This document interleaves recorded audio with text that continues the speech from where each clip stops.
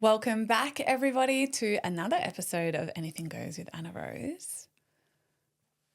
And it is good to be back. I know that was a long pause. People probably thought that it was just dead then. No, but it has been a minute. I don't actually even know how long. I think I haven't sat down to record in about a month. Would you say, baby? It feels like a while. It's definitely a month. It's minimum a month. I only say that because I normally bump you in. I'm like, it's been a while since I bumped you in. Since you hit record for me. Yeah. But this is the first episode back after a pretty traumatic Month. month, Hence why you've been away. why I've been absent. And it is good to be back. And I'll tell you why it's good to be back. First of all, I'm with my favourite host or co-host or person. Would you like to say hello, baby, officially? Oh, hello officially. No. Hey, everyone. And it's going to, we don't know. We don't know where this episode's going to go. We have zero plan. We never have a plan. And we wanted to sit down and basically tie off the last month, essentially, which has been traumatizing to say the least. But ultimately, we wanted to sit down and give like the final IVF update on our first cycle. Yep. Because ultimately every episode up until this point was preparing for the month but I certainly have just lived, and we've done that now and we're through it, and we had a win and we had a loss. So we're going to unpack that. I'm going to talk about IVF in general, how I felt, what it did. I don't know, all the things. Where should we begin? I don't know because it's not a hard subject because we lived it and we tell our story. But How are you feeling? Let me start. start here. How are you feeling? A little deflated by it all, but hopeful at the same time. Like we have, like you said, we had wins and we had losses along the way, but it kind of started at a bad timing. So for those that don't know, like IVF, you start IVF first day of your cycle, and we were away at retreat at the time, so we had to leave retreat to then go do our bloods and that, get everything sorted, then come back to retreat and start injecting whilst we're trying to host. So it was it started on the back legitimately, foot. Yeah. it literally could not have started. Like, I feel like in a sense it was not poetic, and in a weird way, I think I was so emotional even from the beginning, because how it all happened, and I'll literally start from the start, felt a little bit ominous. Yeah. In a sense. Like, I was like, what the fuck is this? Like, so basically what happens is with IVF, your day one is day one of your cycle. I'll talk to you. Yeah. I'll talk to you, even though you know all this. But it's day one of your cycle. I will speak to the camera, actually, because we might clip it. I'm skilled up. I know it all now. I'm an expert. You are. You're an IVF expert. You're certainly an injecting expert. But yeah, so day one is the first day of your period. That is day one of an IVF cycle. I, for 10 years, have had a 26 to a 28-day cycle, like clockwork. And I will always be able to know, because whatever day I ovulate, and I've tracked that now for 2 years or 3 years, whatever day I ovulate, or longer to be honest, but pretty much 3 years consistently, I have tracked my ovulation on P-sticks every month, certainly religiously since we've been trying. So depending on when I ovulate, which is like day 12 to day 14, I can then count, I think it's like the 10 days from there, or 12 days. My luteal phase is like clockwork. It's only 14 days after you start ovulating. Is it 14 days? Yeah. Yeah. So you normally start ovulating between day 10 and day 12. No, I ovulate day 12 to day 14. Okay. And then so whatever, I think it's a luteal phase is 14 days, and you're right. So basically, no, that's right. So your luteal phase is 14 days up to, and mine has always been clockwork. So once I'd ovulated in January, we were like, okay, this is perfect. It's cutting it fine, but I should have been home from retreat. Correct. We always knew it was going to be like a few days later, but I was like, this is perfect. I'm literally going to we're going to finish this last retreat. Then we're going to come home. I'll get my period like that day. or the day after, depending on 26, 28. Yep. And then we were like, great, we can, go into the clinic, get all of our blood, our internal scan, blah, blah, blah. Day 24, I start bleeding. And it was of an afternoon. And I'm going to be honest, I honestly felt like, I don't even know, but I honestly suppose I felt like, are you fucking kidding me? And is this a sign of what's to come? Like, this has never happened. Like, I don't get a 24-day period. Yeah. And you were like, I came out of the toilet and I was like, I have my period. And we were both like, what, WTF? So then that completely sort of changed everything in a sense, because we were then like, okay, that's okay. We're going to be on retreat, and that sucks because we're going to have to leave Byron Bay to drive to Southport. Yeah, which is like an hour and a half drive. On the third day of retreat. But Because I got it the day, so basically I got my period the day before we started retreat. So then that's day 1 of your cycle. So I meant to go in for scans and bloods on day 2, but I couldn't. I could have. The girls were phenomenal and were like, just do whatever you need to do, leave. But on that particular day on the itinerary, I was coaching a lot. So day 2 of my cycle, which is when I was meant to technically go for the blood and the scan, was a full day of me training the women. So I was like, well, I can go, I can leave, but for me, I don't want to switch the days and I have this plan and blah, blah, blah. So we called the clinic. We were then like, is it going to massively fuck us if we come in on day 3? And they were like, absolutely not. That's so fine. Come in on day 3. What happened though, my love, on that call? Well, they're fine like that because the bloods you've got to do, so they track it. So you still track for that day 1. Mm-hmm. But the bloods, they want to do your blood test to make sure that all your levels are at normal level. Yes. So it's not an important, you got to be there that very next It's day. not critical. But in order for you to start taking the drugs, they want to make sure that you're at a healthy level to start. Yes. So that's all that they're concerned about. Yeah, and so we started day 3. So we went for our scan and our ultrasound on day 3. But explain what occurred when we were calling the clinic to like sort this all out. Do you remember? Well, the biggest pain in the ass was it. So we did our 6-month protocol to make sure that we're 5-month protocol to make sure that we were at the healthiest that we could be leading into our first IVF cycle, so that we could get the best sperms and best eggs that we could. So we'd done this, and then we rang and said, hey, we've started. We're day 1 today. We're day 1 today. We're going to come in. They proceeded to tell us, oh, okay, but the doctor that you've been waiting for, Dr. Ong, he's put in holidays, so he won't be here to do your transfers. And we're like, excuse me? So we delayed last year because he was on holidays last year. And we're like, oh, well, that's not going to fall in with us because we wanted to do it then, and he's like away on holidays. Mm-hmm. So when we went to redo again. Well, we did it twice, baby. So we were going to do it December and he was away. Like it didn't work out with his calendar, like Christmas and so fair. Like on when my period was predicted, it was like it's basically when Dr. Ong is away is when I get my period, basically at this point. Yeah. So we were going to do it in December, and then because we were just sort of ready. We were like, that's fine. That works. We've been on this protocol for 3 months. So our eggs, like egg and sperm needs 3 months. Because that is when people will fight you on this, and it's hilarious to me that everyone becomes an expert, but your egg and sperm, it begins 3 months prior. You're born with all your eggs, but actually the health of your egg begins 3 months prior to its release. So we were like, perfect, December works. Looked at his calendar that we'd received 5 months earlier, so that's fair. They were good with that. So the first time we went in, they gave us the holiday calendar. Back so in May. we knew when he was off and on. And we're like, oh, so we're going to have to delay it an extra month because he's on holidays in December. And we're like, okay, sweet. Then we were going to do it January, and we couldn't with retreat. Yeah, it was like retreat. I think it was we were lining like up with retreat. So retreat, and then we were like, that's not going to work. So, but we'd been given his time off for the 6 months, like back in May, right? So I suppose in hindsight, we hadn't really thought about Feb, because when we looked at his calendar and his schedule, we were like, oh, this will work.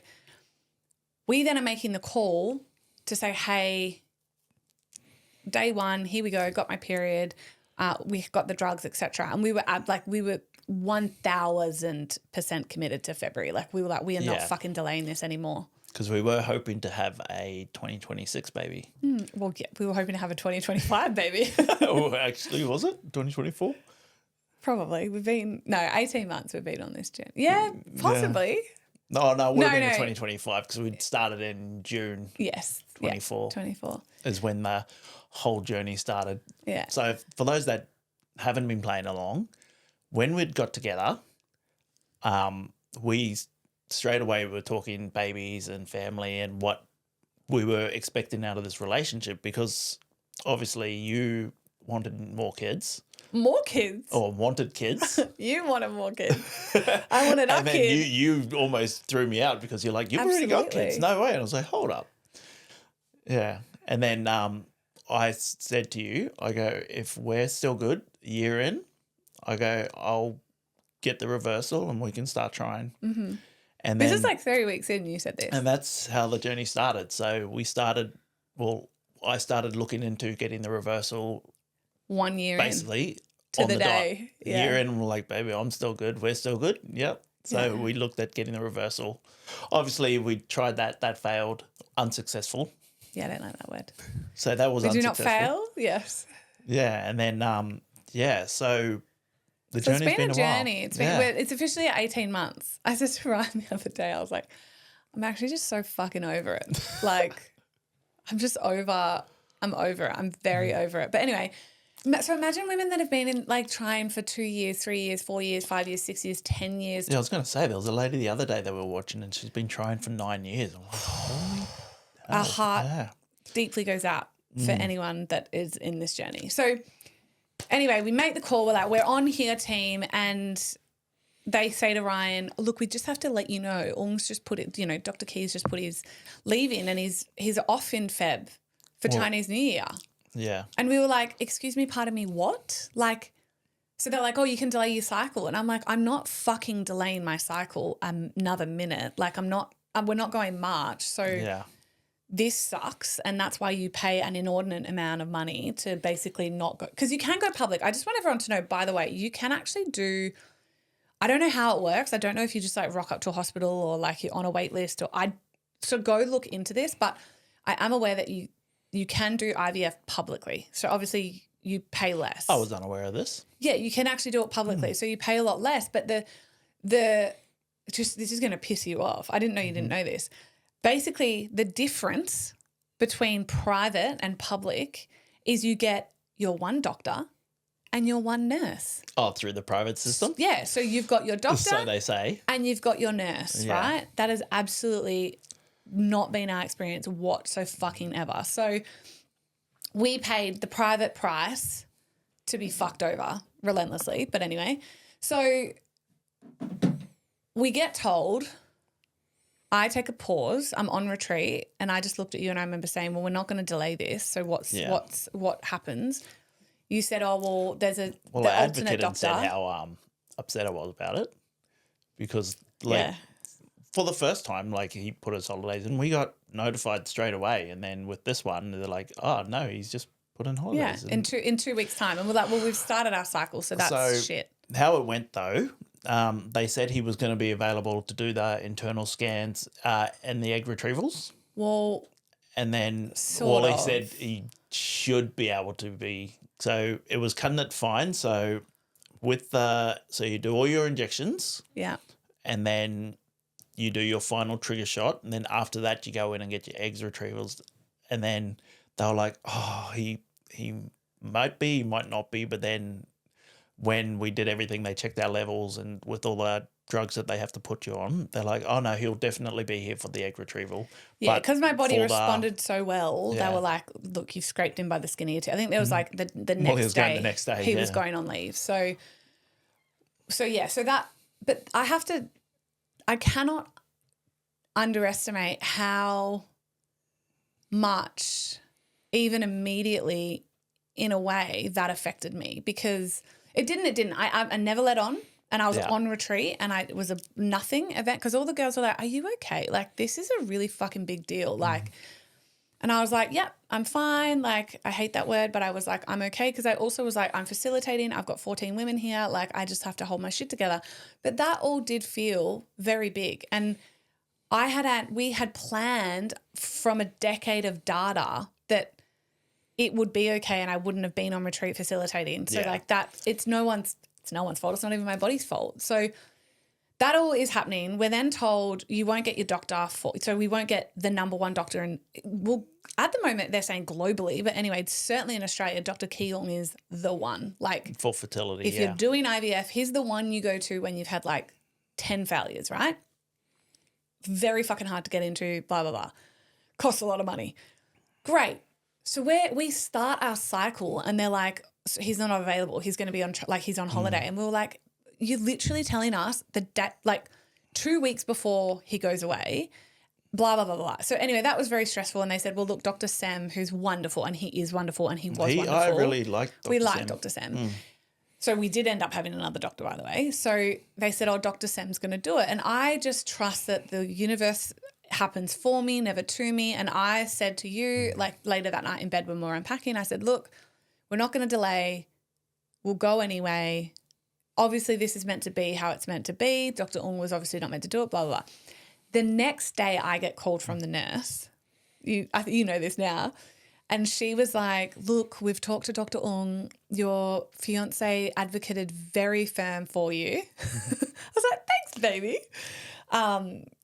Like, we are very sorry that we've told you 2 weeks out that he's not going to be here. Look, we're going to try no matter what. So basically, like, even if he had gone on holidays, he'd do my egg retrieval. So it was kind of like, even if he's away, he's going to come and he'll do your egg retrieval, but he cannot do your transfer. Yeah. So I was like, well, that's the most important part, like not fucking up that egg retrieval. So great, wonderful. Thank you. Well, it's all important. It's all very important, but I was very grateful for you. And so anyway, Ryan hadn't said how much. So I just thought he took the call, hung up, and then relayed it to me. But when the nurses called, they were like, yep, he advocated very hard. And I was like, good on you, baby. Thank you. So apparently got very grumpy at them. Respectfully. I wasn't very grumpy. Well, I don't know. I just let them know the whole situation, what we've been through, like the protocol, what we'd had. Amazing. Well, what I just said before, like they gave us information before about holidays. They didn't tell us shit about these ones.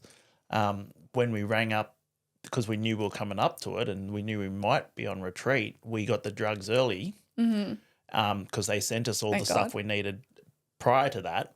They didn't say anything then. We'd had daily communication with the clinic, like at any point. And prior to that, we were calling weeks earlier. And prior to that, we're Dr. Ung's patient. Yeah. So you emailed to we were in mid-January, correct? And we'd told them when we didn't go in December that would be looking like early next year, like January, February. So when he put in holidays, he should have went through all the patients and went, just to inform you. Correct. He's on now holidays. Now we've got February into April. Anyway, guys, it was a stressful, shitty, yet again, I felt like almost like an ominous, what the fuck? Like, are you serious? Anyway, so that happened.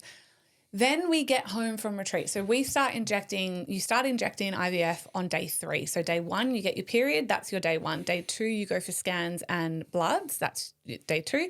Day 3 is when you start injections for everyone. Yeah, but day 3 was a drive to do bloods and then do that. And they're fine with it. They're like, yep, just go back. You've got all your drugs. So go back, do your injections. So we took the earliest appointment on day 3 though. So we were like 6 a.m. Yeah, 6 a.m. So we left retreat, which would have been equivalent to 4 a.m. 4 a.m. because of the time difference, obviously, because of daylight savings. 4:30. Yeah. So we did all that.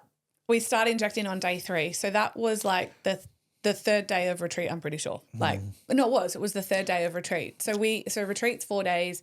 So day 1 of injecting and day 2 of injecting was on retreat, which was fine. And it was beautiful because then I would inject, have a little moment, and then I was going into this beautiful sacred sisterhood of just support and love and just feminine, earthy, motherly energy, which was actually beautiful. So there's nothing shit about that. Then we get home, day 4. Zeusy was with his auntie Lozzie, and I'd been saying for a few weeks, probably about 2 weeks. Yeah. That motherly instinct, Zeus was just off. Nothing was wrong. He was still 100% himself. He was still eating, drinking, playing, walking. Like nothing was off. I could just sense something was off with Zeus. Yeah, probably a week before retreat though. You were off doing something. I took him for a walk, and it was like That's I right, said he to you, felt it felt like lost. he like He felt I thought lost. he'd like had. I'm like he's like got Alzheimer's or something. I'm like he's. We were walking. We walk without a lead on the beach, so we were walking, and he stopped, and literally started doing circles. I'm like, Zeus, yeah. he's looking for something, but I'm like, wonder what he's looking for. And then he literally turned and started following someone else. I'm like, ran up to him. I'm like, what are you doing, kid? And he's like, oh, yep, that's right. I'm with you. Yeah. And then he started walking. I was like, that's weird. And then we took him for another walk like the next day, and he did a similar thing. And I was like, Well, you were like, see, but he'd more just like stopped and sort of, he was like old man contemplative. Like that's what and it was then like. That's what, and then in my head, I'm like, oh, I think he's just getting old and he's starting to forget. That's what we thought. And I was like, well, that's manageable. That's fine. Totally. But sad because so I started to reconcile, oh my God, Zeus is getting old. So then we're on retreat for 4 days. He goes to Auntie Lozzie's. We get home, we pick him up, and I'd said to Lozzie, like, he's fine, he's eating, he's drinking, he's playing, he's fine. Like, I think he's just getting old. Like, it's weird, he's just not fully himself. And we picked Zeus up, and she was like, yeah, he was amazing, he was good. And she was like, you're right, he's like, he ate, he drank, blah, blah, but he isn't his normal self. Like, he's not, I think it is age. That was on this whatever day. It was a Thursday, I think we come home. It might be Wednesday. Thursday. I'm still monitoring, watching him, and I kept saying to Ryan, like, I think I just want to take him to the vets to be sure. Then I started to think maybe it's an inner ear infection because he's so prone to them.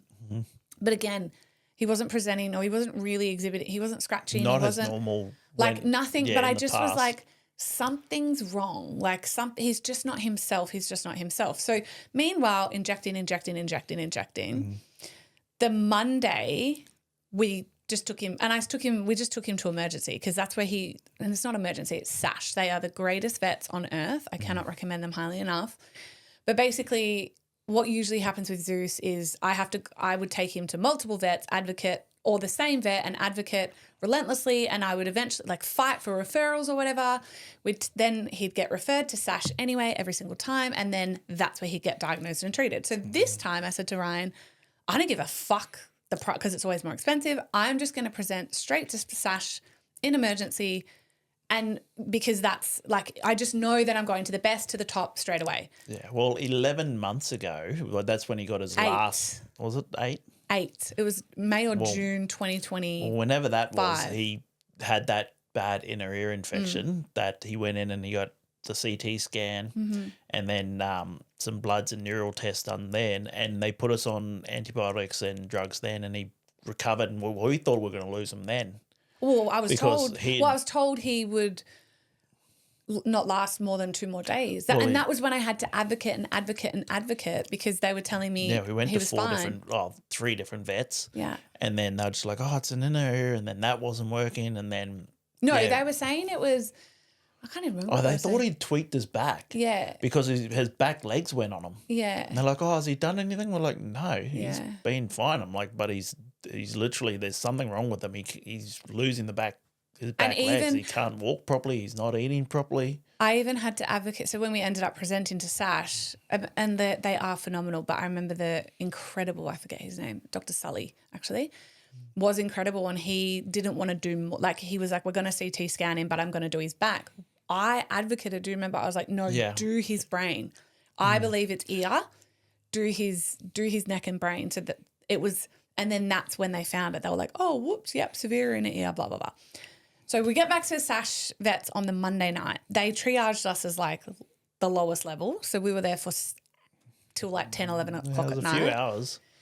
Which I'm grateful for because I was like, yeah, I know he's not bad. I know he is fine, but I can't tell you what's wrong, but I just motherly know something's wrong.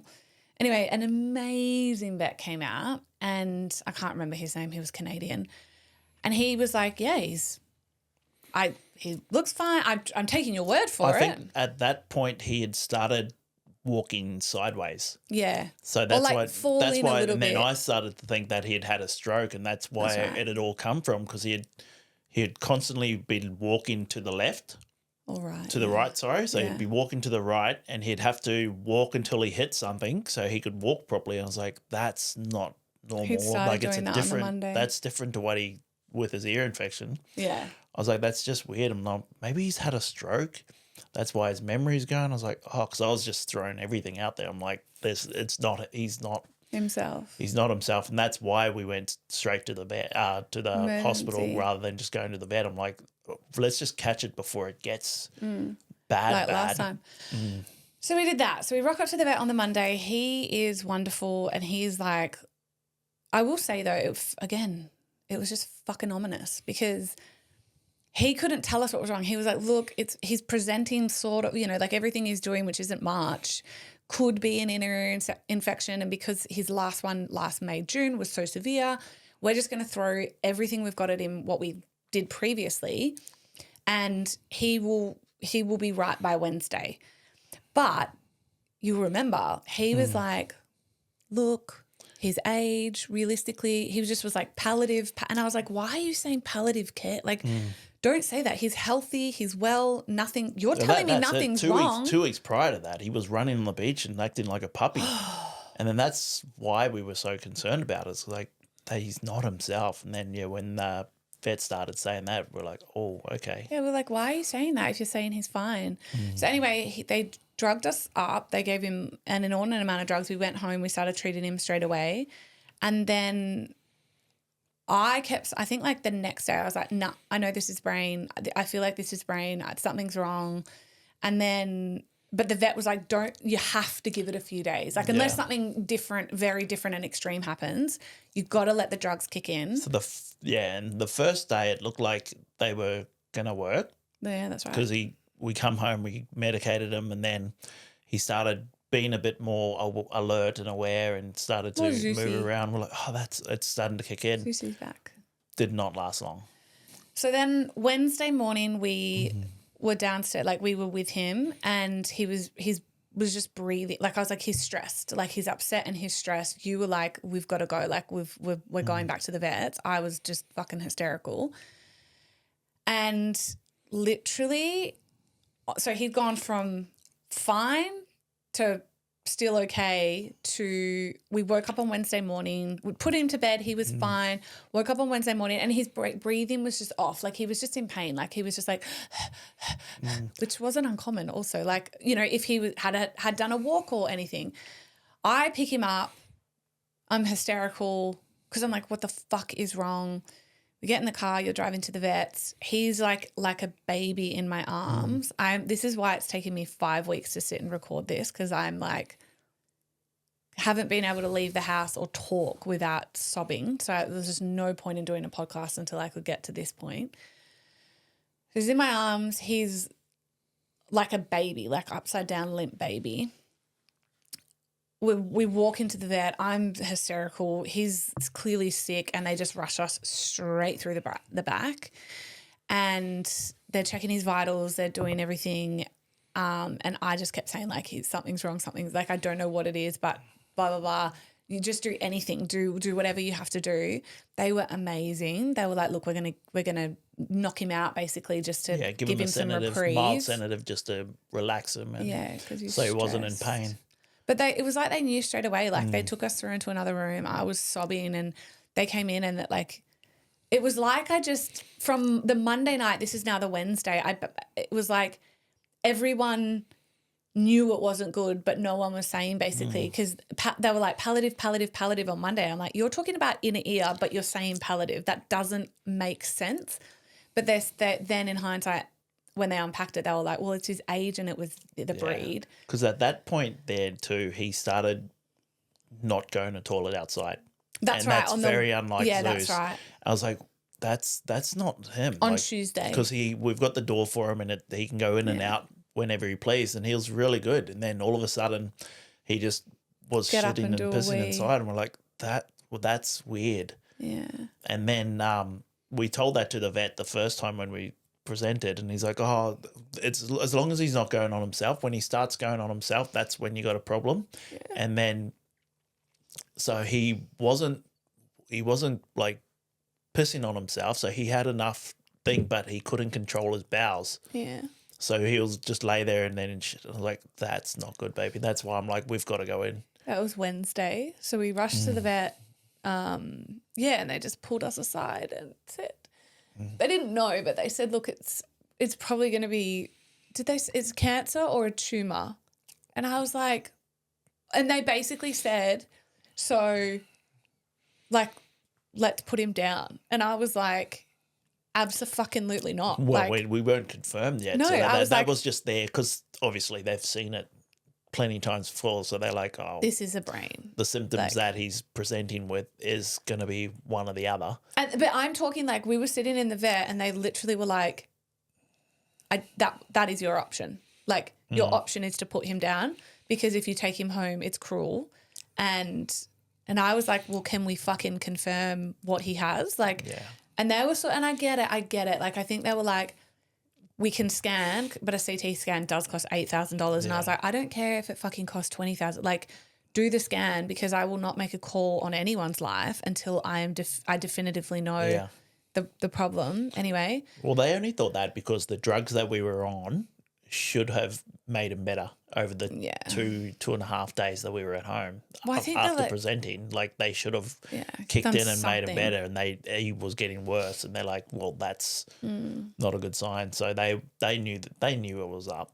Oh, they're 100%, and that's what I'm saying. But it was like, it was just like to have had my baby go from puppy like to literally thinking I had probably 3. I've always said 14. Like I thought I had 3 more years. Yeah. To then just sitting in the vets and then being like, your options to put him down. And I was like, well, let's do the scan. And they were amazing. Like, again, I know that they were doing that because like they're like, who's, you know.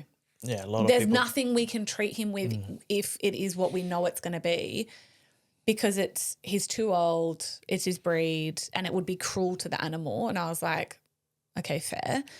But can we still do the scan so then I know? Yeah. So we did this. So they were like, yes, of course we can do that. They're amazing. Of course, because they want $50 million.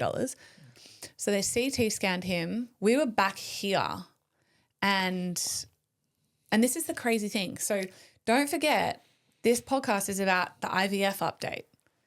So this is all right in the middle. Understand that this is then going on. Like I'm injecting that morning, then we're going to the vet. Then I'm sitting in the vets literally feeling like, I feel so sad talking about it.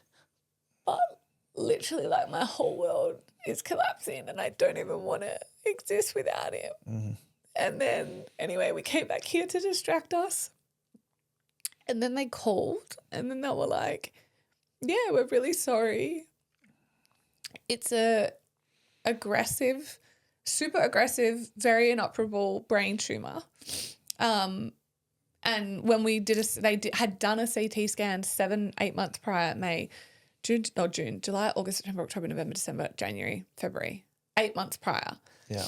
And they said there was nothing there then, which there wasn't. So they were like, it's too aggressive, it's too inoperable. And even if they had have caught it, they wouldn't have treated him because of his age, because of the breed, because his little beautiful brain. Well, it was a third the size of his brain already, and that's over 8 months.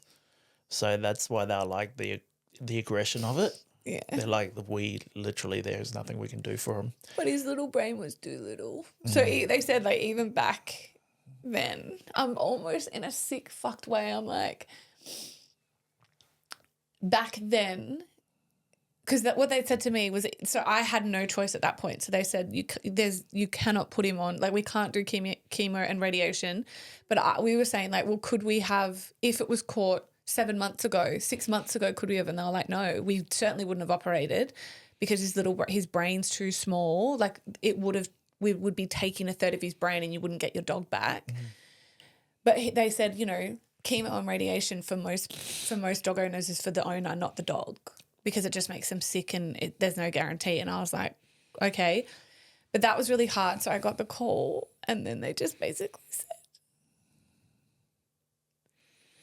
Well, they said that they didn't have to bring him out of anesthetic. Yeah, so they called us while they were still on the operating table. So they've got to knock the dog out to get to do the CT scan. So once they found the tumor, they called us and wanted to know our next steps, basically. Well, it was like, do you want to? And she, again, everyone was so amazing, but she was like, I don't know your situation, like, as in, like, the connection to him, basically. But she was like, you know, we can just do it now. Like, we can do it when he's knocked out and he won't feel it. And I was like, no, please bring him back. Sorry. No, you're all right. You're not apologising to me. I've seen all this. I said, please bring him back. Well, I was asking questions. I said, would it be really cruel if I brought him back? And she said, not at all. We can drug him. We can completely drug him, basically like comatose him. But she's like, I fully understand you want to say goodbye and that's fair. So she said, we'll bring him back. We'll keep him drugged, but we can only pretty much drug him Last 24 for hours. 24 hours, and then you have to bring him back in, or you can do it at home. He's sick enough, but will be drugged enough to do it at home. But obviously, if anything changes, you have to bring him straight back. And I was like, of course. So yeah, that was Friday. Yeah. That was a Friday. So whatever that timeline is, this all happened within It was a week, so I'm getting confused because retreats, we changed the dates. Yeah. So we finished retreat on the Monday. Yeah. Yeah. I don't know. Anyway, maybe it wasn't a Friday. Yeah, anyway. It would have been. It would have been the Thursday, and then the Friday was when we had to say goodbye to him. Oh, okay. Well, there you go. I don't know because the rest of my life is a fucking black hole of a blur. But anyway, so they brought him out, and oh, guys, it was so sweet. So we picked him up, and I'll just never forget. He was still himself. Like, this was the fuck thing. Like, he was like, he was very because drugged. they gave him the painkillers, though, it allowed him to just be himself for that last day. Yeah, and that was almost painful because I was like, how can you take someone's life when they seem well? And he did because he was drugged. So, but he was a fucking little fighter. when the nurses brought him through and they were like, he's such a special boy, and I was like, I know. But when they handed him back to me, I remember when they walked in and he just looked at me like, he's like, oh, Mum's here. And then they handed him back to me. And so this was like a baddie. Like, he was like a super hyper independent, like, baddie. And he loved me, but he was not an affectionate dog. He was a Velcro dog, but not like a snuggly, like, on your face dog. And they handed him back to me and he just, like, leaned into me and, like, nuzzled into my neck. And I was like, I'm not going to survive this. Like, I am absolutely not going to survive this. Anyway, we'll cut a story short, but basically took him home, got to spend 24 beautiful hours with him. Got to take him to the beach. I had said to Zeus, by the way, because I've spoken to him his whole life, and he wasn't well enough. Like he wasn't doing well. So we hadn't taken him to the beach for like 2 days. No. And I have spoken to Zeus like a human for his 11 years. And animals can hear you. Animals absolutely understand what you're saying. And we brought him home and he was just enjoying himself. We were hand feeding him chicken and ice cream and all of his favourite things. I went out and bought him a tub of ice cream because I wanted to, because I know how much dogs love treats, but you don't often give them to them. And I'm like, let's just stop by McDonald's. Let's just stop by McDonald's and we'll get him a soft serve. Yeah. We're like, you just wanted to get home and cuddle. I'm like, okay. So I shot down the road later on. The feeder. I was like, you need ice cream. I need ice cream. Zeus needs ice cream. So I went to Coles and got us some Ben and Jerry's. And I was like, because dogs aren't allowed chocolate. I was like, I'm getting him a fucking chocolate ice cream. Yeah.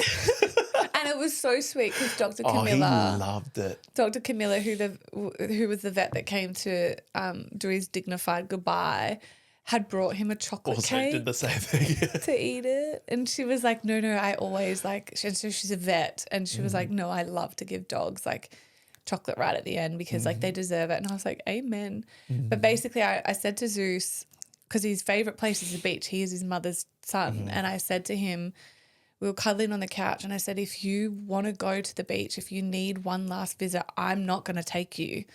Like, I can't make that call for you, but if you want to go, you have to let me know. And he got up. So Zeus is like, I don't know, habit, call, tell to us was every afternoon. It's like, you don't need to know the time, because Zeus would walk to the door, which was his walk time, and like sit at the front door and look out like, come on, fuckers, like, let's go. Like, it's 5 o'clock or 4:30. And that's exactly what he did. And he hadn't done that in days. And so I was like, oh my God, baby, he wants to go. Let's go. And then that's when we took him to the beach. I had a beautiful time down there. And he didn't run and fucking play, loved but it. he sat there and by you and looked at the ocean and the beach. Yeah, I know. And then, we took him home. We were feeding him. And then what I will say is that the end, he was in my arms, like in his favourite place, which was my arms, on his favourite thing, which was our bed. And it was so dignified. And I remember saying to you, I was like, if only humans got this experience. Like, if only humans had this experience. Anyway, I cannot recommend Rest Your Paws enough. I'm literally going to link them in the show notes, because if you ever get the opportunity, the blessed opportunity that your beloved fur child can go at home, then go nowhere else other than Rest Your Paws in Queensland. Unfortunately, I don't know what other service is elsewhere, but they were the most. Dr. Camilla cried with us. Like, she was crying. Like, just the love. She wanted to know everything about him and how he was and how he was related to us. And what his favourite things were and how he touched the world. Yeah. And I just remember I held it together for Zeusy. I just feel like I didn't want to like sob on him.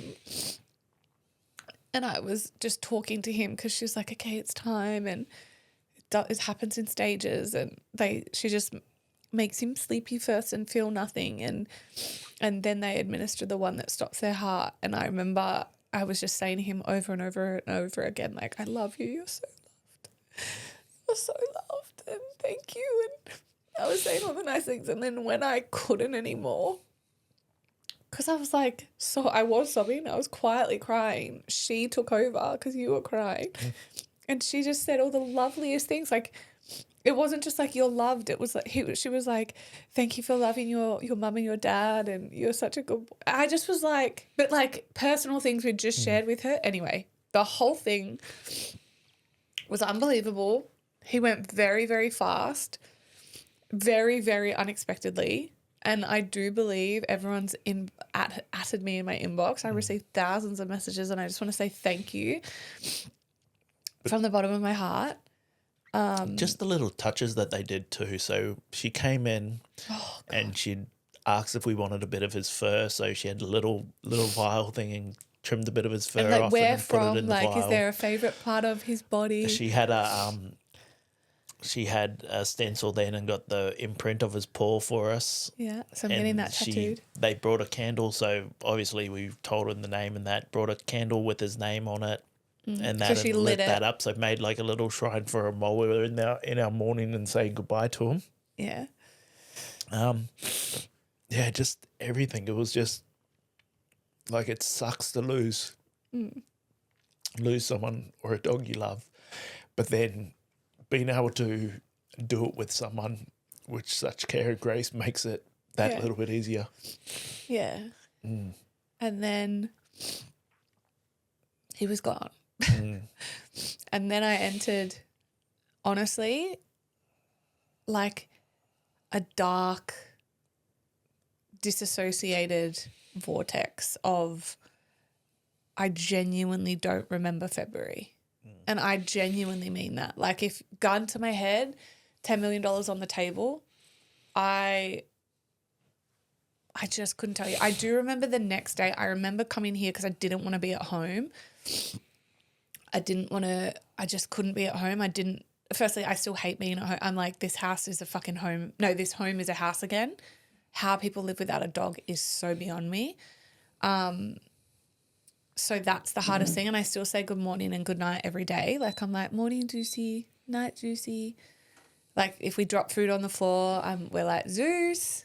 So all the little habits. I haven't, like, I can't throw anything else yet. So his bed, his bowls, his toys, it's all still treats. Kind of where it was left. And I will one day be able to, I know for sure. But yeah, so February, so I remember, I do remember coming here, and I remember that injection the next day.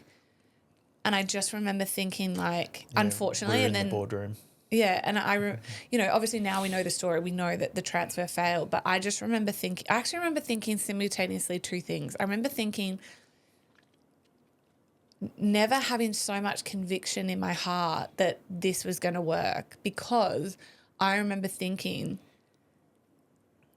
there is not a fucking chance in hell I will be able to take more heartbreak. Yeah. And I was like, Zeus just would never do that to me. Like I was like, this is, even though this feels so impossible and my body feels so racked with grief and pain, and my heart was literally shattered and breaking.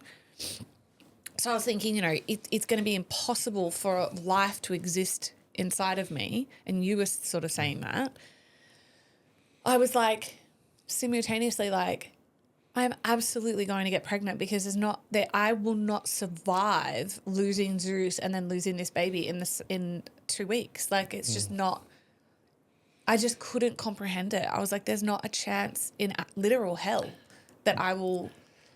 Yeah. So then I just felt for you in the time, because the drugs that you were on just fuck your hormones. But they boost and elevate everything. So you're feeling more emotional, more thing. And then on top of that, you just lose your dog. So your body is just in trauma response all over. And I had to sit there and I was like, fuck, I feel upset as well. But I'm going through nothing compared to you.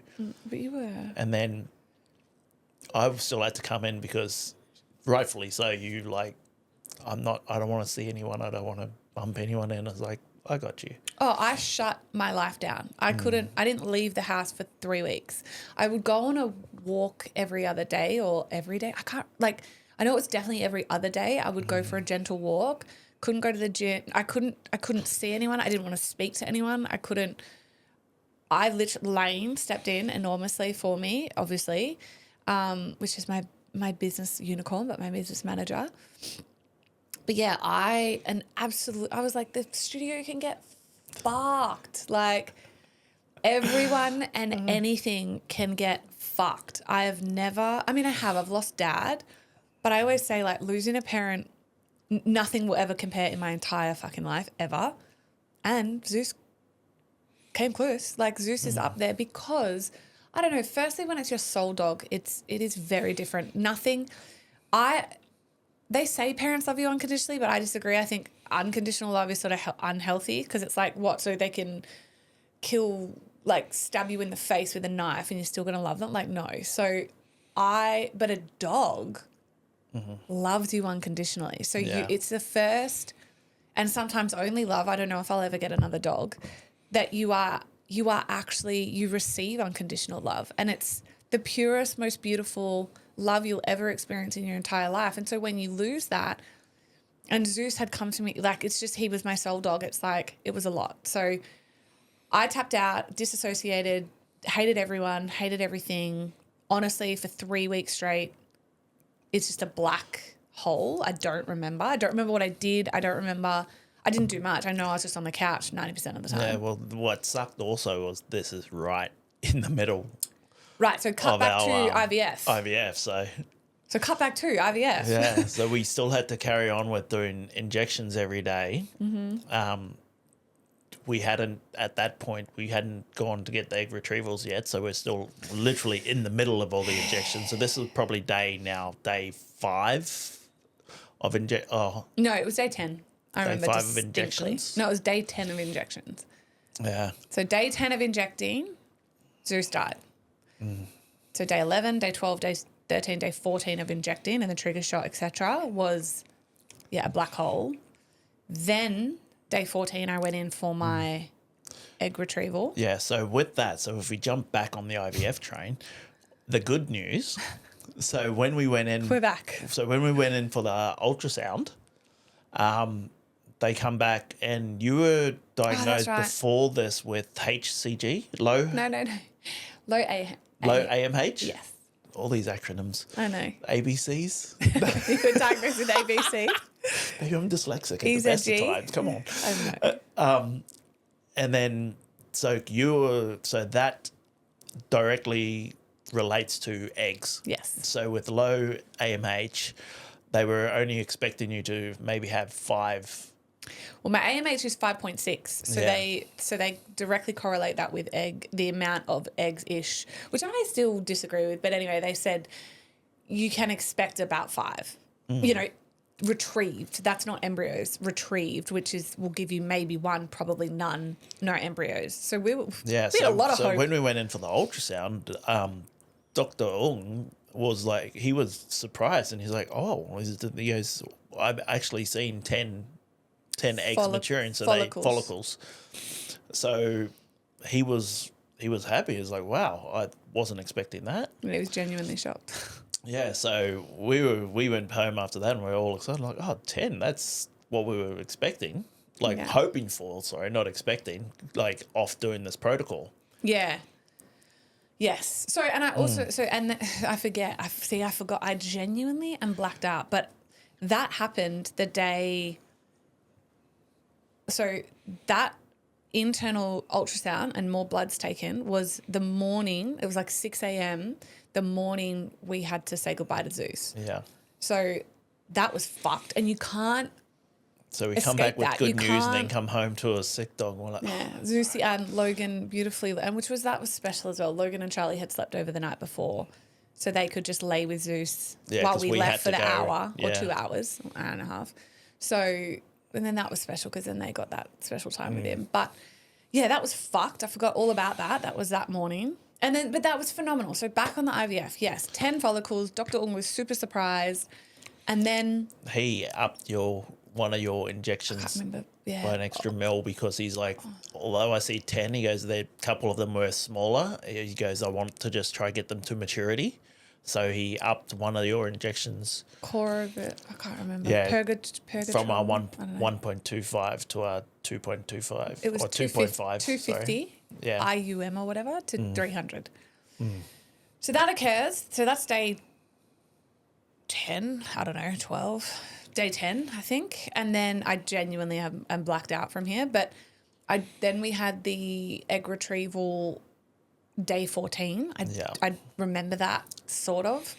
I have never my whole life responded well to general anaesthetic, but I also think the absolute chronic trauma that my body was suffering essentially didn't help. Anyway, had the egg retrieval and the Pisa teaser. The Pisa teaser. You had your spermies taken. Had to go the long way around. yeah, but it happened. So well, the whole reason why we had to go with IVF. So for those that don't know that story, like I told you earlier that we tried and got the reversal and that didn't work. Yeah. So the next step, once that doesn't work, is they have to go in and retrieve the sperm with a syringe or whatever they do straight out of the nutsack or out of the scrotum. So that's why we had to do IVF. Yeah.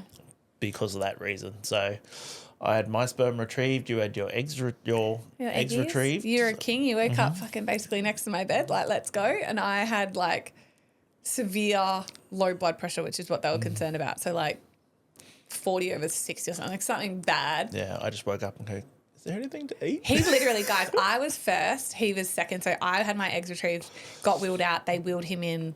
So I was sort of coming to, they were a bit like, I took a while to wake up and then my blood pressure was super low. So they gave me some more drugs, put me on IVF. What is it? IV. Blah, blah, blah. So then Ryan gets wheeled out because his is quick. It's just like a...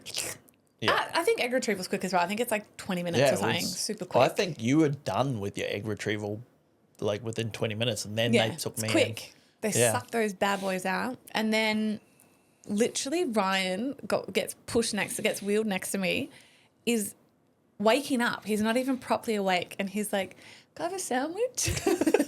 That's all I remember. Because they were concerned. They're like, does he normally take this long to wake up? That's right. You always do. I'm like, yeah, he's just tired. Mm.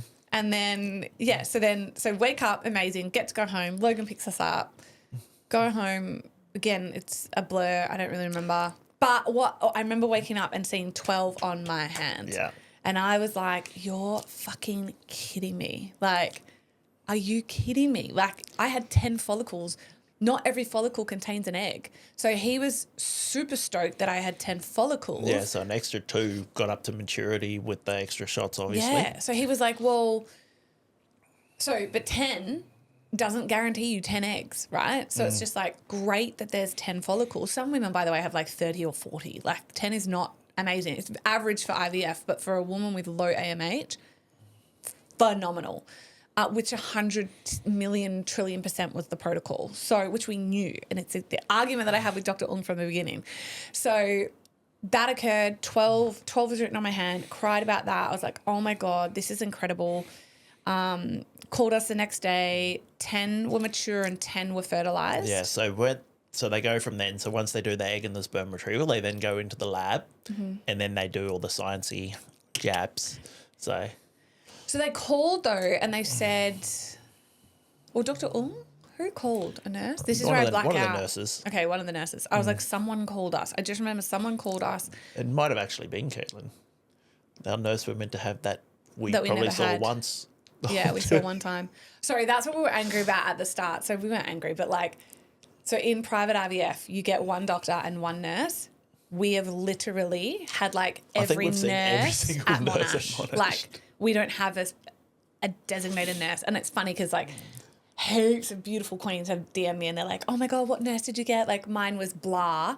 She was a McTegan or this or that, Julia. She was incredible. Like every call, she was just my rock. And I'm like, what's that? Never heard of it. What's continuity and like safety in one nurse? I've never had that. We had to go over our records every single fucking call and appointment because we got a different nurse, which is you're not meant to have in IVF. But anyway, privately. Anyway, wake up, amazing. Someone calls and says to us, they were like, look, no, it was a fucking lab. It was an embryologist. That's when the embryologist starts to call you. Yep. That's right. They call and they were like, guys, we filmed it. We're in bed. I'm still sort of drugged from anesthesiology. But they're like, well done. Like, we're super pleased. These eggs are incredibly healthy. The quality's incredible. Your sperm, they were like raving about your sperm. They were like, look, not only is it super high quality, we got a lot. Like, they got 3 extra vials. Enough for the 10 eggs plus 3 extra vials. So we were like, phenomenal. Like, Big Dog doesn't need to do another protocol if we lose 4 embryos. Like, your sperm's good. You've got your amazing sperm now. So that was all super positive. We were like, this is amazing, wonderful. So this is kind of what we wanted to unpack and say, look, although the transfer inevitably failed, and we can get to that, but it's a pretty quick fucking story. It failed.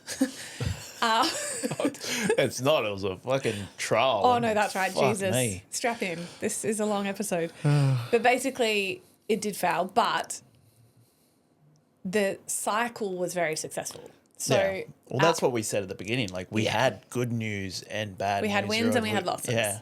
So we started IVF, we lost our dog, then we got good news with the IVF, and then we failed. So it's like, it was literally a fucking roller coaster of 2 weeks. It was just a fucking up, down, up, down. I was like, holy fuck. It was a lot. So for you too, you've held so much. Yeah, can you tell I'm just sort of venting now?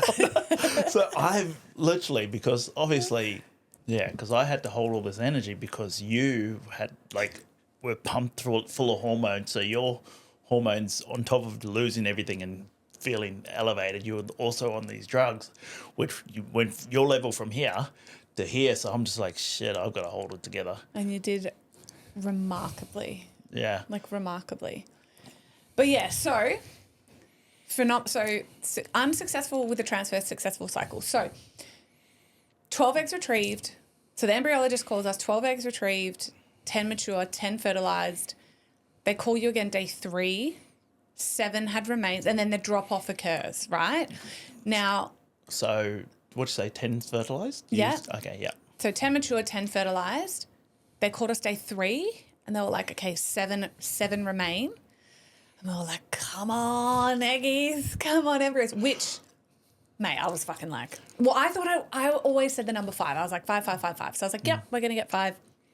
Anyway, day 5 rolled around, which is when I had my transfer with Dr. Sem, not Dr. Ung, and we had 4. So 4 really healthy, really amazing quality. Everett, Dr. Sem, the embryologist, a beautiful embryologist, or like, I don't know, the lab girl. Excited. She was... Yeah. She come in like, this is a this good so looking good. embryo. You get photos of the embryos, so they must, when they do all their splitting and that, they take a photo of them before they obviously freeze them or inject them. And then she was like, oh, it's such a good looking embryo. And I was like, oh, cool. And at that point, I hadn't gone on and looked at embryos. So the next 2 days after that, I was like Googling images of that to see. Still on average. Embryo number 8. So, yeah, no, she was really pumped. She was beautiful. Nurse was beautiful. Everyone's been amazing. But, yeah, she came in and was like, this is a very healthy embryo. Like, it looks really good. So, point of all is to say all this. Like, we are super grateful because even though, as I said, the transfer failed, and we don't even, honestly, it's a traumatic, what then transpired after the transfer. After the transfer was wild. And it, like, if you follow it a little bit, you know, but basically I'll finish it so then we can just go and talk about the eggs and what's next. But day after transfer, woke up in severe pain. The pain woke me up. Something was wrong. We don't know what it is. We still don't know what it is. It got to, I'd been in 7 out of 10 pain, which is a lot for me because I don't feel pain. Couldn't walk, couldn't breathe, couldn't stand up properly, couldn't function. There was that much pain. So I couldn't breathe because that, like if I breathed, it was agony, like it was severe pain. So you ended up, well, they were like, go to hospital if it continues. It continued. We went to hospital, got admitted. We thought maybe appendicitis. We were like, it must be appendicitis. Because it started in your abdomen and then went to... It was in my uterus. It was your like, right side. I'm like, baby, that's appendix. I'm like, that's not good.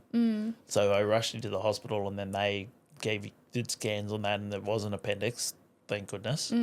But something was wrong. So they cannulaed me.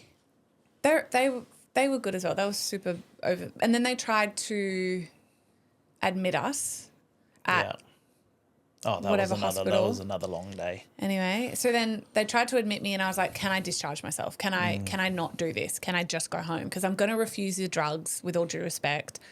Like if you can't tell me what's wrong, I'm not going to let you like drug me with all due respect. So I'm going to refuse your drugs. You also can't do... Like I'm refusing your CT scan, etc. because I was like, I have a 6-day-old at this stage embryo inside of me. Will it affect the embryo? And they were like, yes, but we're concerned about you. And I'm like, well, I'm concerned about this potential hopeful baby. So, you know, can I discharge myself? Yes, great. So I discharged myself. We went home.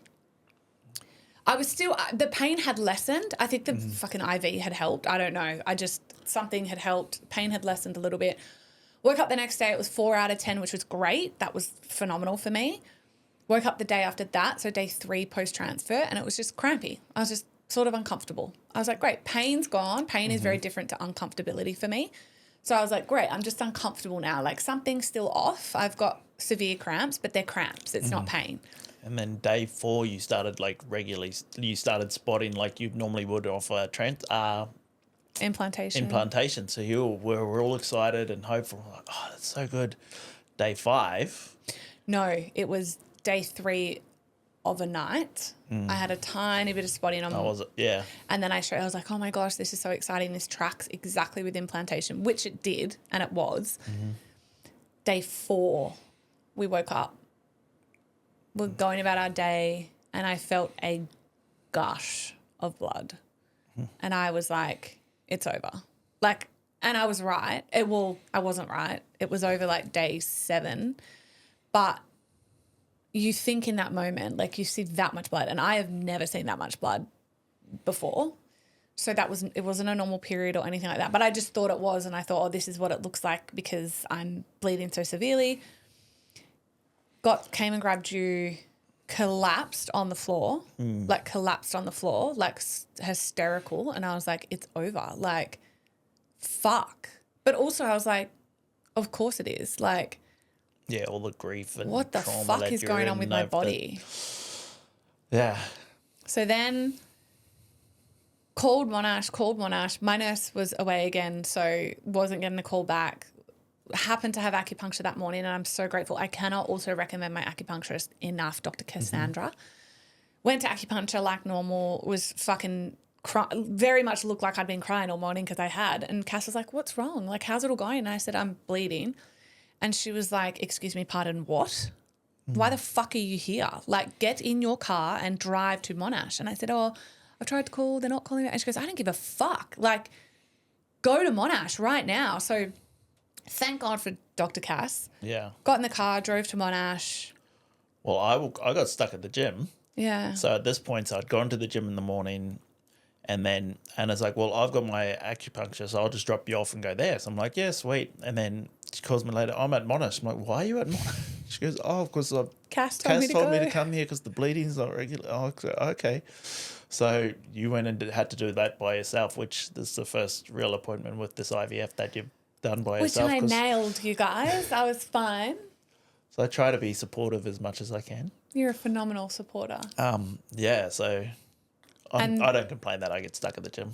Yeah, I'm you poor normally thing. there for 2 hours anyways. I'm like, oh, it's all right. I'll just train a bit longer and go up and get some steps in. Get some cardio. So presented to Monash, and like now I'll do the long story short of this next part. So this is day 4. Cass blessedly told me what to advocate for myself, which was she was like, get your progesterone checked. It could be a progesterone. It could just be low. This can be normal. People bleed. But when I presented to Monash, they were like, this is very unusual, very abnormal, super unique. We don't know why you're bleeding. And I was like, obviously showing them like pictures of the toilet, completely like a murder scene, tissue, like just the amount of blood was terrifying. And they were like this. So firstly, all the nurses were like, this is not your period. It is physically, scientifically impossible. So this is not your period. So it's not over. So go home and bleed. No, they were just like, go home and track everything. And you're pregnant. So stay pregnant. Until day 7 when do they do the bloods? Day 12 or day 14. Well, until then, so they can't rule out that you're not pregnant until that time. So when you go in and then do your bloods and that'll show up. Yeah. So they're just like, go home, bleed. We're still hopeful because this is normal. They said you have to act like you're pregnant. Like as far as we're concerned, you're pregnant. So because this isn't a period and because it's super unique and unusual, we can't diagnose it. So your progesterone's great. They tested me. They were like, your progesterone's great. They did send me for an internal scan. She was incredible. And on that scan, she was like, like, this is great. Your body's, I know you're bleeding and I'm really sorry, but everything's perfect. Your cervix is closed. Yeah. Uterine lining is super thick. And there was a little like where it had implanted basically. So she's like, it's all there. Everything is working. Don't stress. I know this is really unfortunate and stressful, but just like same thing sort of thing. Like go home, act as if you're pregnant because you basically are. So you are. So it's like, and then that was on I don't know at this point, but day 4. Yeah, days get blurred. On that morning though, I had woken up. I was nauseous. I said to Ryan, I'm pregnant. You had all the pregnancy symptoms, yeah. I'm pregnant. I know I'm pregnant. Then the blood came and it was super fucking confusing because I was like, I know I was pregnant. Then the pregnancy symptoms got more amazing. Then I was urinating a lot. My boobs were out of fucking control. Well, that's because you'd gone seen Monash. They're like, no, you can't be. This isn't it because the trigger shot that we give you stops your period, you from having your period. Yeah. So that's why they were confused why you were bleeding, and then they made us confused. But why you're bleeding? Then all your symptoms, you're like, oh well, maybe I am still pregnant. Guys, I couldn't walk, which I could, but so day 4, day 5, day 6, my nausea, which was mild, it wasn't bad. It was like, oh, this feels good because I feel something. So my nausea, I started to get veins on my boobs. My boobs doubled in size, which was outstanding. And And yeah, I was just urinating all night. And I remember I kept saying to Ryan, I was like, I am so pregnant. This bleeding is very confusing. And then incredible women online were like messaging. I got hundreds of stories from women saying, my sister-in-law or me or my sister or my neighbor or my cousin, like this happened to them and they went and had a full-term pregnancy. And I was super grateful for those stories. Like I was like, yep, this is what I need to read. I know it's possible because also Dr. Cass had told me about like heaps of crazy stories. So I kind of chalked it up as that, felt pregnant, was pregnant. The ultrasound had confirmed that there was no, like, you can't see the gestational sac, but you can see where it implants. Then the Sunday, all I know is it was the Sunday or the Monday. Overnight. I woke up, I was still bleeding, and I said to Ryan, I've lost it. Like, I'm not pregnant anymore. I knew, like, my eyes opened and I felt completely normal again. And I was like, oh my fucking God, I've lost the embryo. Like it's gone. And you're like, no, you were incredible. And I was like, I fucking am telling you, I know. Like, yeah, all the symptoms had just gone overnight. They're gone. Like everything is just gone. And then I think that day you probably bled the heaviest. Oh, definitely. And there was absolutely like, yeah, I lost it. And then I got a bit more like advocate-y and like assertive with Monash, and I was like, I'm telling you as a woman that knows her body and understands science like you do that I know I've lost this baby. I'm not waiting until day fucking 12 or whatever, 14, I think it was, to confirm this from your test. Like, you can test me now, like I'm not even going to bother coming in sort of thing. And they're like, yeah, fair. Come in, we'll test you. And we want you to see Dr. Ong because this is super unusual. We don't understand what's going on. So then that happened. So they tested me. They rang. They told us what I already knew that afternoon, which was, yeah, your HCG is like not existent. So it has failed. I booked Melbourne and we went and fucked it up in Melbourne. But when we had the appointment with Dr. Ong, so this can kind of like round it out because I know that we're cracking on with this one. It's long. It's an hour and 10 at this point. Oh, wow. Well, you can say what he said. Like he was like, do you remember? No. Oh. When Dr. Ong No. Wait, were you on the call? Don't know. Yeah, on the Zoom. We had it here. Oh, yeah. Yeah. So what did he say? Remember he held up the pictures like a proud dad? He was, because he's like, so this boy, he's back from holidays now. Yeah, thank fuck. So we'd had the bloods, confirmed we weren't pregnant. Then we had the call with him and he was super hopeful. And he's like, your embryos, the 3 that we still have on the ice, are incredible. Mm-hmm. And he goes... He was very enthusiastic. Yeah. And then he goes, like, a lot of people, they want to do like another cycle to retrieve more eggs. He goes, but the 3 you have here are phenomenal. Perfect. So he goes, how many babies are you chasing? And we're like, just 2. And he goes, yeah. He goes, he was super hopeful, but still couldn't tell us why we. Yeah, he was like, look, I don't know. But actually, no, he did say. He was saying with the fresh transfer. So fresh transfer is like you do all your drugs, you retrieve your eggs, and then so put one of the embryos straight in. Yeah, on day 5. On day 5 when it's ready to go, and put the rest on ice. Yes. So your body is still full of drugs shit. and hormones and crap. So, and the fastest way for a woman to re-regulate her system is through her period. Mm-hmm. So women go through all their hormonals, and then when they reach elevation, they get rid of it all. Mm-hmm. And then that rebalances them out. So that's what we think. Well, he basically said that's kind of, well, firstly, I want to say, like, we were told all of the statistics relentlessly from everyone, but certainly our doctor, of the lack of success rate for a fresh transfer. Powerfully and gratefully, Dr. Ong agreed. He actually has said to us, and he reiterated it on that call, he said, look, to be honest, I pretty much refuse to do fresh transfers on most women now. Because of the success rate. But he was like, but you guys are so healthy and fertile, there are no issues, that I was happy to basically like say yes to your wishes. And I was like, and I really respect and appreciate that, because I would have been very grumpy if you said no. So we knew, what I'm saying is we were acutely aware of the shocking statistics of a fresh transfer. They're just lower. They're lower than a frozen. Though. Well, because I was your always body's confused, but I didn't realize that there was because of all the your drugs and that body. until after we went through it. It's like, Well, of you course physically saw it. You were like, this makes so much sense.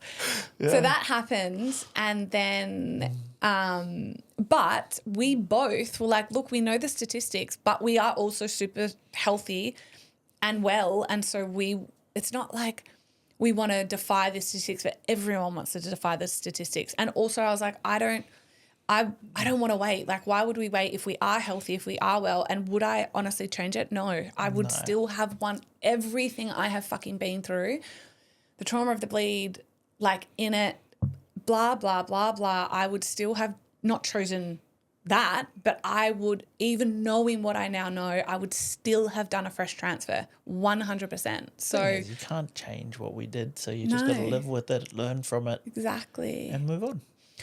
So where to next? You can round this out and then. Yeah, so with all that, we are still hopeful. We're going to.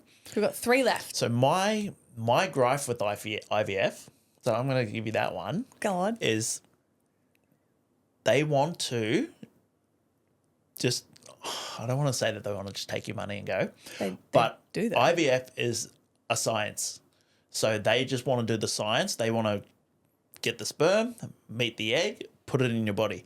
If you've got an underlying issue why you can't fall pregnant because of whatever's going on in your body, IVF don't care. Yeah. Their job is to make sure that egg and the sperm meets and to put that egg inside you. So they will let you go through 5, 6, 12, 30 cycles without finding an underlying cause of why it isn't working. Most people that enter IVF have unexplained infertility. What the IVF doctors are not there to do, which I don't understand why more women aren't aware of this, is find the unexplained part. But I wouldn't enter IVF with unexplained. And I know, again, I would, there are so many exceptions to the rule, because I know there are some women who are like, have been in my inbox, loving, like, beautifully. It's not an angry, they're like, Anna, that is me though, and I have done everything and I still wanted to do it. Beautiful. You're the exception to the rule. But I have 2 women in my direct close friendship group, I won't say their names, they're going to come on the podcast, who were diagnosed with unexplained infertility. One has been in IVF for 9 years. The other beautiful woman, we've both agreed to do it when we're pregnant. She's with Dr. Ung as well. She had 4 miscarriages last year alone and 7 transfers. So 3 didn't work, 4 stuck, and she miscarried them. She started with a naturopath who we're with, and one swab discovered her unexplained. And it's one thing for a woman, and I don't say, because I'm like, as a woman, if you're in IVF and you're struggling with infertility, and I say this thing, I'm like, I never want a woman to go, that could be it for me, and then it not be it or whatever. My highest recommendation is that you find a phenomenal fertility-specific naturopath. I will link mine in the show notes, 1,000 trillion%, both of them. Dee got us our exceptional egg and sperm. Like, even the naturopath we then started with, just to balance out and do some vaginal swabs, etc., and some blood tests and stuff, she was like, there, oh my God, your embryo, this is what, because she looked at this genetic whatever. She looked at the lab science test results. She was like, these are the best. You can't get better than this. And we were like, no, we know. We did a protocol. Like, literally, we were like, thanks, but we know. We did the like, work, they are. They're level 1 and 2, AA, whatever, right? They're the best. Amazing. It still failed, right? Because of the drugs, sure. But for me, your gripe, to speak to your gripe, is yes, they're never trying to find the unexplained. No, but they're doing their job. That's what their job is. Yeah. Their job's not to figure out that problem. Yeah. Their job is, because people go to IVF, like same-sex couples go to IVF and get transfers and don't need to figure out, because they don't have fertility issues. They just have a dick problem. Yeah, true. Amen. Well, some of them don't even have that because they put plastic ones up them, but yeah. But then, for the women that do have that, but I think I'm going to steal that off a conversation you're going to have at the next one, so we might just... No, what? No, for when you speak with your the girls that you're bringing on because they'll want to explain all this Oh, as well. yeah. But that's just my gripe. Yeah. Well, because so what happened was, and you can, I'll start it and you finish it, is so where we're at to close this off is to say we have started with just to get me back, firstly just to check. Oh, actually, I'll let you explain. But basically, we went to a naturopath. So we've got Dee, who got us our outstanding eggs and embryos. We have had a successful cycle. We are super fucking grateful. From 12 eggs to have 4 of the best graded embryos is outstanding, right? Apparently. Scientific. I've loved more, loved 7 or 9. But for those numbers, outstanding. And the quality of them, the best you can get. Great.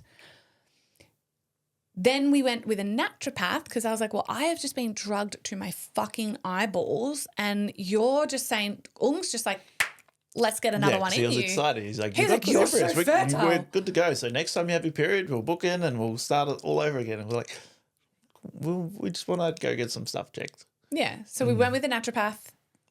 Yeah, so we went with a naturopath who we've got a call with later this afternoon, to be honest. In a minute. But she was incredible. She spent 2 hours with us, like going through all the stuff. Like we had to do a comprehensive list for her. She wanted to know all our medical histories of everything. And then we went and got bloods done. You had to do swabs and then come back. So we've taken that to our doctors and then she's got them now. So that's what we're having a conversation about. So she'll now tell us what was found in that, what we need to do moving forward.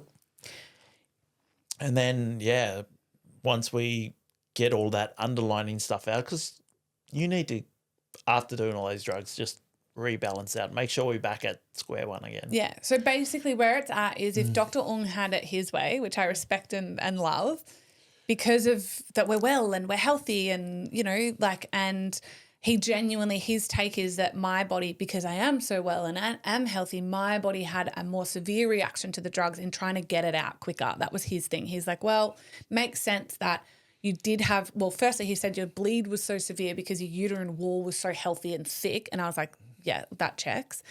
And he said then he thinks that it went day 4 because my body was just trying to regulate and reset as fast as possible. And I was like, well, thank you, body, but fuck you, body, but thank you, body. So he thinks that and my naturopath thinks that. We've done some testing. She just wants to put us on a naturopathic blend, which I am all the fuck for, just to make sure, from an equilibrium perspective, we are 100% balanced. If it was up to Dr. Ung, he would go this month. He's like, your embryos are perfect. If you get your period, which I will, which we'll see, but I'm certain I will, you're back. Like you can absolutely go again. That's what the IVF doctor is saying. The naturopath, Dr. Anne-Marie, is also saying that. She's like, you actually could. Like she's like, I'm all for going again quickly if you're well and healthy and your embryos are healthy. But we are saying, everyone just pump the fucking brakes for a second. We just want to put some herbs and supplements and things in our body after such a traumatic, drug-induced month for me and you, traumatic for you, but drug-induced. And then on top of that, grief. Yeah. Yeah. So I'm undecided. If I get my period, I'm probably not going to go this month, even though Dr. Ung's really pushing for it. Like we've had all the nurse calls, like they're like, nah, you're going again. But we are advocating that we will wait and see. Like I just want to get my period, get on my herbs and supplements, which are coming, see how I feel, and then go again. Yeah. And then it's a completely natural cycle, just so you all know. So now for the next one, did you want to explain it? Well, the next one, we don't have to do all those 12 days of injection, 14 days of injection. Correct. Well, it is 12 because the first 2 you don't. But yeah, true. You still do the trigger shot, so it's still just the one. It's a one injection now, right before. So you ovulate, do the trigger shot, then go in, and then they just do the egg in cervix or egg in uterus. Uterus. I had to think about that. So the beautiful thing is for the next transfer, obviously what is different is that I will have no drugs in my body. It's they follow my complete natural cycle. I will do one injection, which is a trigger, like Ryan just said, which basically just makes my one follicle that would have released one egg reabsorb that egg, which is very normal and happens every natural cycle.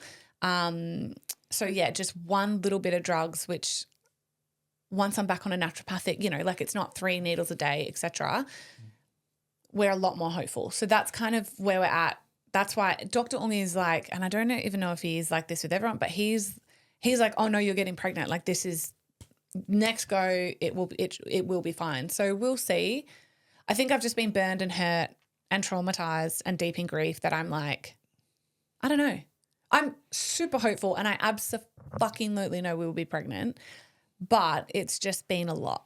It's been a journey. It's been the most traumatizing, hard 4 weeks of my life because even then when I was losing the embryo, like I didn't have Zeus and that was really hard. And I kept saying that to Ryan. I'm like, I love you and you're phenomenal and I just want Zeus as well. Just want to crawl on the couch and just cuddle want in my with Zeusy. him and watch some TV.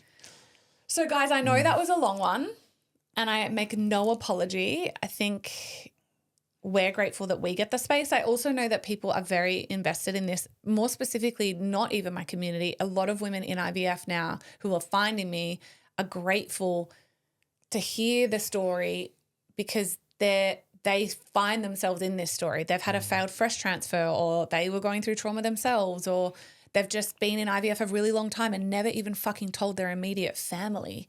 So it just is helping those women feel very seen and very heard, which makes me emotional and grateful that we chose. And thank you to you, baby, because I know that like I live a public life, but you don't necessarily. And you were 100% consulted and all in on this as well. But I know that it's been a lot. So I love you. Yeah, it's a hard journey for me, baby. I know. No. It is. You've had to hold so much, so much. You've had to hold the kingdom down. I've always said from the beginning, though, when you're like, I share one, I'm like, that's fine. I'm like, I'm an open book. I just don't open it enough. You just don't like people talking honest to you. in every way, so does not bother me. So that's it, you guys. We are very hopeful. We are very trusting. We are very certain. We had a successful cycle and unsuccessful fresh transfer. So we will go again now with a frozen embryo transfer. So our 3 future babies are on ice and one will get taken, thawed and reinserted on my natural cycle. So it will be a completely different experience. From that, the success rates of IVF is still super low, but like I said, we're very hopeful, we're very certain, we're very grateful. We know that they are high quality embryo. So now I just want to get my body back to equilibrium at a minimum, supported and supplemented really naturally and feel thriving again. But I'm almost there. I do feel back. That's why I was able to sit and do today. So that's where we're at. So hopefully next episode we'll have some better news. It'll just be all up. Oh, my God, I hope so. I'm still going to share it. We're still absolutely going to share it because this is where the rubber hits the road and ultimately people that have even shared their journey will go silent because it's fucking hard and it's fucking vulnerable and it's messy. But, and I may also change my mind and like I said, I really feel for the ones that are deep in IVF. Like it is a journey, like good and bad. Yeah. But you just got to ride it and hopefully get the outcome that you want. I will say I definitely know it brought us closer. Yeah. If that was even possible. Like, what are you laughing at? The blood or something? No, they were close. Like the amount that we are together. Yeah.